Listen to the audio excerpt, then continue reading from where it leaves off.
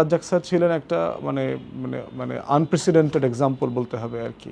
পশ্চিমা বিশ্বকে বোঝানো যে এখানে আসলে মৌলবাদের নামে যে অপপ্রচার আছে এটার আসলে সত্যতা কতটুকু, ভোটের রাজনীতিতে ফিরে আসার যে গুরুত্ব, তা আমার দেশে ফেরার পিছনে সার্টেনলি ওনার একটা অবদান আছে। ব্যারিস্টার আব্দুর রাজ্জাকের সাথে আমার পরিচয় হচ্ছে ধরেন 99-2000 সালের দিক থেকে, যখন আমি ঢাকা বিশ্ববিদ্যালয়ে আইনের ছাত্র। আইনের বিভিন্ন যে সেমিনার ছিল প্রেস ক্লাব থেকে শুরু করে বিভিন্ন জায়গায় হতো, সেই সব অনেক সভা সেমিনারে আমি গিয়েছি, ওনার বক্তব্য শোনার সুযোগ হয়েছে এবং উনি আমাদেরকে খুব আর্লি এজ থেকেই পেশাদারিত্বের ব্যাপারে উৎসাহিত করতেন। পড়ালেখা করা, দেশ বিদেশের খোঁজখবর রাখা এবং অনেস্টি ইন্টিগ্রিটি মেনটেন করে কিভাবে পেশায় থাকা যায় এবং বর্তমানে পেশার যে চ্যালেঞ্জ সেগুলো নিয়ে উনি খুব বেশি করে বলতেন। পার্টিকুলারলি আমাদেরকে বাহিরে গিয়ে পড়বার জন্য খুব উৎসাহিত করতেন। আমরা যারা বিভিন্ন স্টাডি সার্কেলে ওনার সাথে ছিলাম, ল বিষয় স্টাডি সার্কেল যে হইতো, ওখানে উনি আমাদেরকে প্রায় বলতেন যে তোমাদের সুযোগ থাকলে বাইরে যাওয়া উচিত, বাইরে গিয়ে পড়াশোনা করা উচিত। এবং আমরা যদি বলি যে অবদানের জায়গা থেকে আমাদের বাইরে যাওয়ার ব্যাপারে, সেক্ষেত্রে ওনাকে অবশ্যই স্মরণে রাখতে হবে আর কি। তারপরে তো লন্ডনে লম্বা সময় 2013 থেকে উনি নির্বাসিত জীবনযাপন করেছেন। 13 সাল থেকেও আমাদের সাথে লম্বা সময়, 19 সাল পর্যন্ত আমি নিজে ছিলাম ওখানে। ওই 6টা বছরও আমরা খুব কাছাকাছি মিশেছি, কথা বলেছি, একসাথে সফর করেছি, বিভিন্ন দেশে ঘুরতে গিয়েছি। নতুন রাজনীতি করবার ব্যাপারে যে আগ্রহটা আমাদের মধ্যে তৈরি হয়েছে, এই আগ্রহ তৈরি হওয়ার পিছনে ওনার একটা অবদান আছে যে বাংলাদেশে একটা নতুন রাজনীতি প্রয়োজন এবং সেই রাজনীতিটা বুঝবার জন্য আমরা অনেক দেশে একসাথে গিয়েছি। যেমন তুরস্কে আমরা একসাথে গিয়েছি, ইউরোপের দু একটা দেশে আমরা একসাথে ঘুরেছি এবং সেটা ঘোরবার মধ্য দিয়ে এবং আমরা সেগুলো আলোচনাও করেছি। এবং ইন্ডিয়ান সাবকন্টিনেন্টের যে হিস্ট্রি, জিন্নাকে বোঝা, নেহেরুকে বোঝা, তারপর হচ্ছে গান্ধীকে বোঝা, পার্টিশনের ইস্যুসগুলো কী ছিল, cabinet mission plan, British colonial হিস্ট্রিতে শেরে বাংলা, সোহরাওয়ার্দী, মাওলানা ভাসানীর যে অবদান, এই বিষয়গুলো নিয়ে আমরা প্রচুর লেখাপড়াও করতাম, ওনার সাথে স্টাডি সার্কেলও করেছি।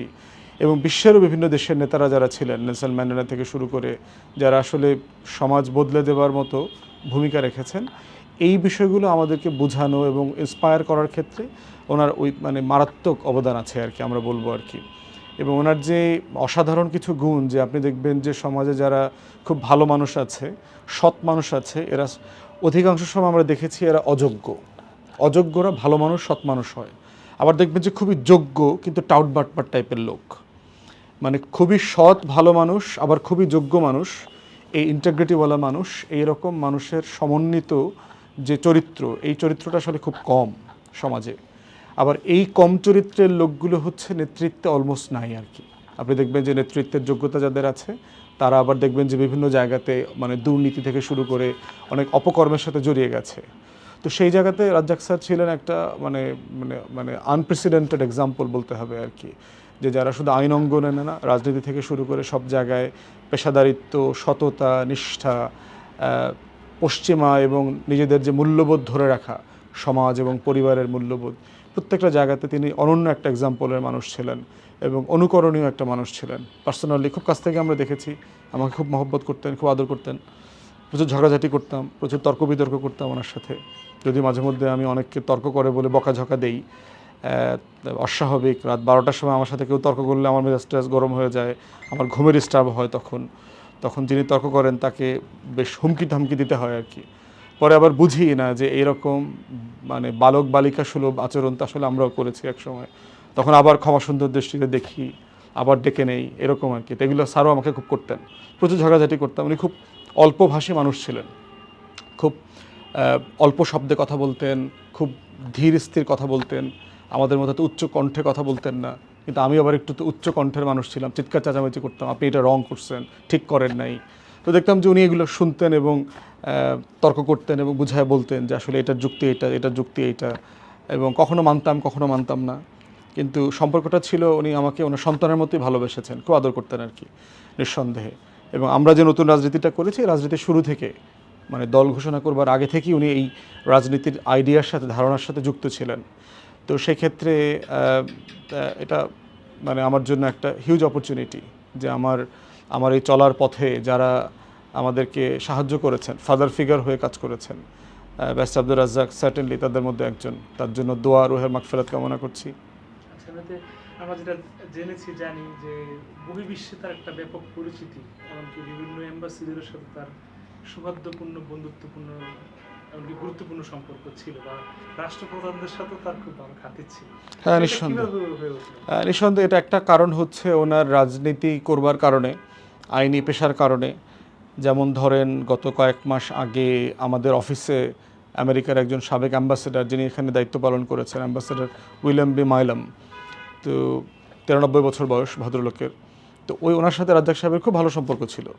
তো সেই অ্যাম্বাসেডার মাইলাম কিন্তু আমাদের পার্টি অফিসেও এসেছেন, আমাদের কলিগরা যারা উপস্থিত ছিলেন ওখানে। তো তারপরে ডেপুটি অ্যাম্বাসেডার ছিল এখানে জন ড্যানি লুইস, তার খুব ভালো বন্ধু, তিনি আমাদের পার্টি অফিসে এসেছেন। তো কাজ করতে করতে যেটা হয়, একজনের মাধ্যমে আরেকজন, এবং বাংলাদেশের পক্ষে লবি করা, পশ্চিমা বিশ্বকে বোঝানো যে এখানে আসলে মৌলবাদের নামে, জঙ্গিবাদের নামে যে অপপ্রচার আছে, এটা আসলে সত্যতা কতটুকু, আবার এখানে গণতন্ত্র প্রতিষ্ঠা হওয়ার গুরুত্ব কতটুকু, ভোটের রাজনীতিতে ফিরে আসার যে গুরুত্ব, সেই গুরুত্বগুলো নিয়ে উনি অনেক কাজ করেছেন। তো নিঃসন্দেহে ওনার বহির্বিশ্বে সুনাম আছে, গ্রহণযোগ্যতা আছে এবং ভালো যোগাযোগ ছিল, যেটা উনি দেশের জন্য কাজে লাগিয়েছেন। আপনার পড়াশোনা নিয়ে বা ব্যারিস্টারি হয়েছেন, সেটা নিয়ে কি তার কোনো পরামর্শ বা সহযোগিতা ছিল কিনা? পরামর্শ সুলভ ছিল। ধরেন ওই পড়াশোনার সময়টাতে তো ওনার সাথে মাঝে মধ্যে দেখা হতো। আমরা যখন লন্ডনে পড়ছি তখন উনি মাঝে মধ্যে যখন ঘুরতে যেতেন, বেড়াতে যেতেন, আমরা যারা আইনের ছাত্র ছিলাম অথবা যারা বাংলাদেশি স্টুডেন্টরা ছিলাম, মাঝে মধ্যে ওনার সাথে বসতাম, গল্প করতাম। বাট উনি আমাদেরকে উৎসাহিত করতেন, পড়তে যাওয়ার ব্যাপারে যেমন উৎসাহিত করেছেন, লন্ডনে গিয়ে যখন আবার আবার আমাদের সাথে সাক্ষাৎ হয়েছে, তখন উনি সবাইকে বলতেন তোমরা দেশে ফিরে আসো। তো আমাদেরকে দেশে ফিরতে উনি খুবই সিরিয়াসলি উৎসাহিত করতেন যে এখানে থেকে তোমার তোমার মেধাকে নষ্ট করিও না, বরং দেশে গিয়ে কিছু একটা করো, দেশের মানুষের জন্য করো আর কি। তো আমার দেশে ফেরার পিছনে সার্টেনলি ওনার একটা অবদান আছে, ওনার উৎসাহ উদ্দীপনা কাজে লেগেছে। এবং বারবার বলতেন আর কতদিন, এখনও আসতেছো না কেন, এটা প্রায় আমাকে জিজ্ঞেস করতেন। তো নিঃসন্দেহে স্যারের একটা অবদান আছে ফিরে আসার ব্যাপারে।